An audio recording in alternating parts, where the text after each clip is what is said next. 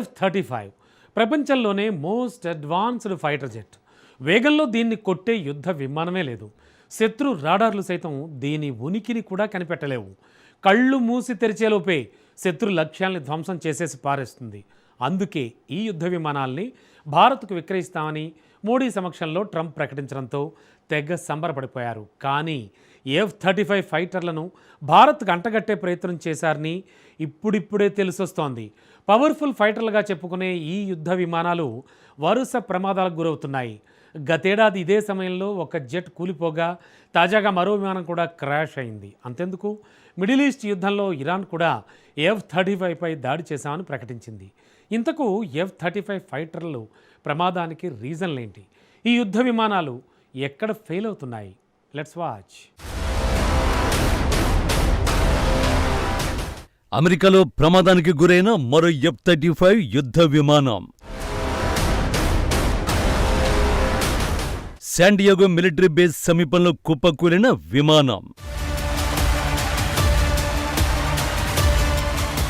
Powerful F-35 ఫైటర్ల వరుస ప్రమాదాలకు reason ఏంటి?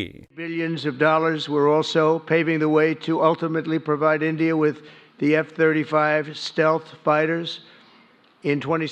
గత ఏడాది ఫిబ్రవరిలో మోడీ సమక్షంలోనే ట్రంప్ చేసిన ప్రకటన ఇది. తమ దేశంలోని అత్యంత శక్తివంతమైన F-35 యుద్ధ విమానాలను ఇండియాకు విక్రయిస్తామని ప్రకటించాడు. ఈ ప్రకటన అప్పట్లో యావత్ ప్రపంచాన్ని ఆశ్చర్యపరిచింది. ఎందుకంటే F-35 ఫైటర్ జెట్లు కావాలని భారత్ ఒక్కసారి అడగలేదు. పైగా తమ దేశ యుద్ధ విమానాలను అంత ఈజీగా ఎవరికి విక్రయించరు. అన్నింటికి మించి రష్యా నుంచి S-400 కొనుగోలు చేసిన దేశాలకు F-35 ఫైటర్స్ ని విక్రయించిన హిస్టరీనే లేదు. అందుకే టర్కీ సైతం F-35 ఫైటర్ జెట్ల కోసం S-400 వ్యవస్థలను వదిలించుకోవాలని చూస్తోంది. అలాంటప్పుడు భారత్కు మాత్రం F-35 ఫైటర్స్ విక్రయిస్తామని ఎలా అంటున్నారన్న అనుమానాలు అప్పుడే మొదలయ్యాయి. ఈ విషయంలో భారత్ కూడా వెంటనే స్పందించలేదు. ట్రంప్ ఇస్తా అనగానే మహద్భాగ్యం అంటూ ముందుకెళ్లలేదు. ఎందుకంటే F-35 ఫైటర్స్ సత్తా ఏంటో భారత్కు బాగా తెలుసు. 2025 జూన్ 14వ తేదీన అది ప్రపంచం మొత్తానికి తెలిసింది. గత ఏడాది జూన్ 14న హిందూ మహాసముద్రంలో సైనిక విన్యాసాల్లో భాగంగా గాల్లోకి ఎగిరిన F-35 ఫైటర్ అనుకోని పరిస్థితుల్లో భారత్లో అత్యవసరంగా ల్యాండ్ అయింది. చిన్న టెక్నికల్ సమస్య అని త్వరలోనే షార్ట్అవుట్ చేసి విమానం లండన్ వెళ్లిపోతుందని ప్రకటించారు. కానీ 5 వారాల పాటు ఈ యుద్ధ విమానం కేరళలోనే ఉండిపోవలసి వచ్చింది. సమస్య అంత చిన్నదే అయితే అన్ని రోజులు ఎందుకు కదలనని మొండికేసినట్టు ప్రపంచం పొరను తొలిచేసిన ప్రశ్న ఇదే. ఈ క్రమంలోనే F-35 యుద్ధ విమానాలను కొనుగోలు చేయొద్దన్న డిమాండ్ తెరపైకొచ్చింది. ఇప్పుడు ఆ డిమాండ్ తీవ్రమవుతోంది. ఎందుకంటే అమెరికా పవర్ఫుల్ గా చెప్పుకునే F-35 యుద్ధ విమానం అమెరికాలోనే కుప్పకూలింది.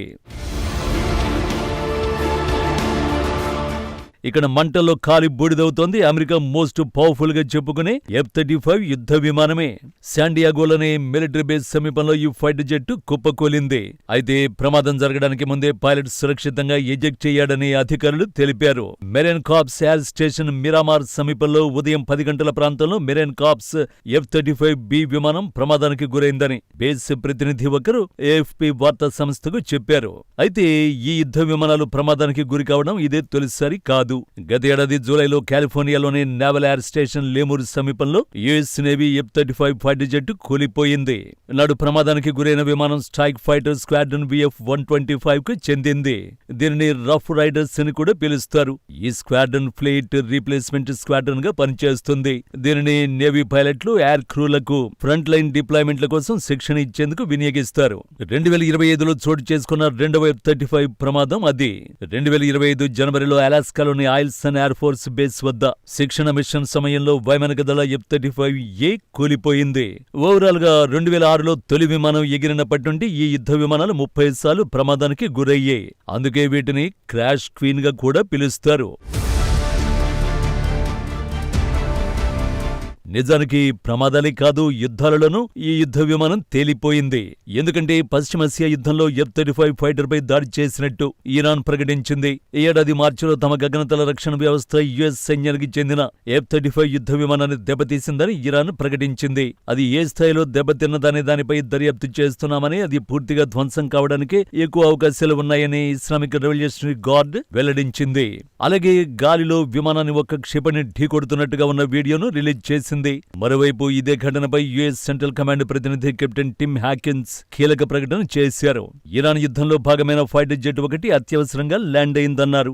దీంతో ఇరాన్ చెప్పింది నిజమేనని తేలింది.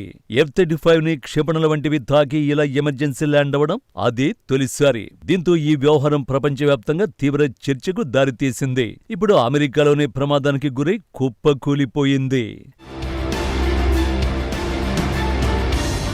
F-35లో 7 అత్యంత కీలక సమస్యలున్నాయి. కాక్పిట్లో స్పీకర్ల సమస్యతో పాటు సూపర్సోనిక్ వేగంతో వెళ్లే సమయంలో ఎయిర్ ఫ్రేమ్, స్టెల్త్ కోటింగ్ దెబ్బతింటున్నాయి. హెల్మెట్, డిస్ప్లే సమస్యలు ఉన్నాయి. F-35లోనూ స్పేర్ పార్ట్స్ కొరత వేధిస్తోంది. ఒక్కసారి వాటిలో సమస్య వస్తే రోజుల తరబడి పక్కన పెట్టాల్సిన పరిస్థితులు తలెత్తుతున్నాయి. ఊహించిన దానికంటే ఎక్కువగా F-35A విమానాలు ఎక్కువగా బ్రేక్ డౌన్ అవుతున్నాయి. దీని స్టెల్త్ సామర్థ్యం పైన అనేక సందేహాలు వ్యక్తమవుతున్నాయి. ఎందుకంటే F-35 భారత గగనతలంలోకి చొరబడిన వెంటనే ఇండియన్ ఎయిర్ ఫోర్స్ రాడార్లు గుర్తించాయి. F-35 ఫైటర్ జెట్ల ప్రత్యేకతే స్టెల్త్ సామర్థ్యం. ఈ సామర్థ్యం కారణంగా ఏ దేశ గగనతలంలోకి ఈ యుద్ధ విమానం వెళ్లినా రాడార్లు గుర్తించలేవు. కానీ భారత రేడార్లు ఈ యుద్ధ విమానాన్ని గుర్తించాయి. ఇక్కడే F-35 ఫెయిల్ అయింది. నిజానికి విమానంలో హైడ్రాలిక్ సమస్యలు, తుప్పు కారణంగానే స్టెల్త్ సామర్థ్యం కోల్పోతున్నట్టు నిపుణులు వెల్లడిస్తున్నారు. F-35ను ఫెయిల్డ్ ప్రోగ్రామ్ గా కొందరు విమర్శిస్తారు. దీన్ని కొంటే డబ్బు వృధా చేయడం తప్ప ఒరిగేదేమీ ఉండదని విశ్లేషిస్తున్నారు. తాజా ప్రమాదంతో మరోసారి అదే నిజమని తేలిపోయింది.